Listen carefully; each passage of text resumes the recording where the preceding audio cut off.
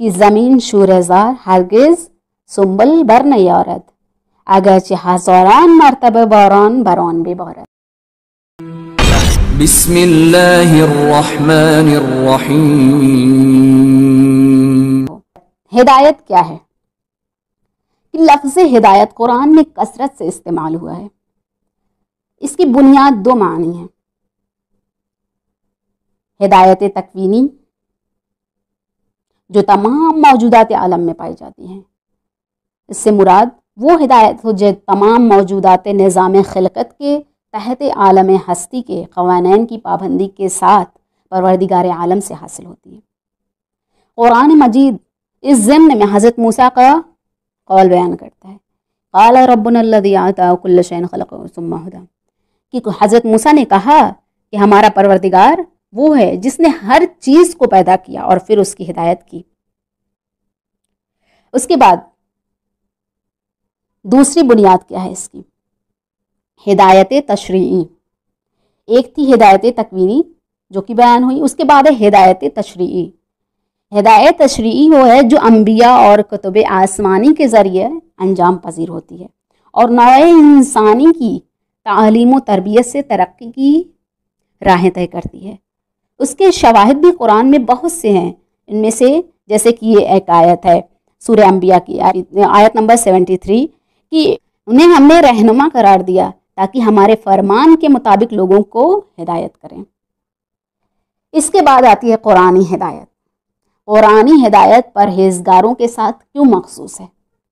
یہ بات صحیح ہے کہ قرآن تمام دنیا کی ہدایت کے لیے نازل ہوا، لیکن مندرجہ ذیل بالا آیات میں جیسے کہ ہم نے ذکر کیا کہ اس کی ہدایت کو پرہیزگاروں کے ساتھ کیوں مخصوص قرار دیا گیا ہے.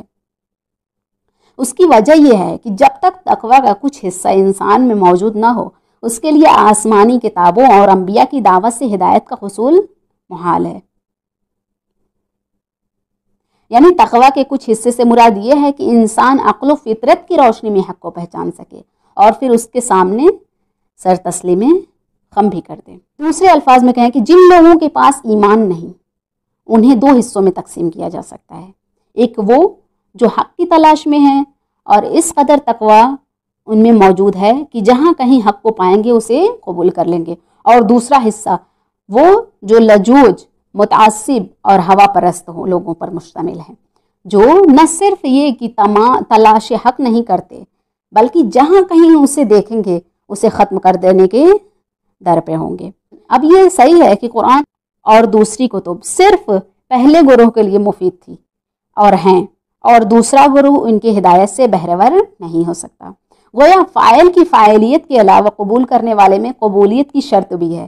فرق نہیں کہ ہدایت تکوینی ہو یا ہدایت تشریعی. جیسے کہ فارسی میں ایک شعر ہے کہ زمین شوره‌زار ہرگز سنبل بر نیارد اگرچه ہزاران مرتبه باران بر آن ببارد. یعنی شوردار زمین سے فصل نہیں اگتی چاہے ہزاروں مرتبہ اس پر بارش ہو جائے یا بارش برسے، بلکہ ضروری ہے کہ زمین آمادہ ہو تاکہ وہ بارش کے حیات بخش قطروں سے بہرہور ہو سکے.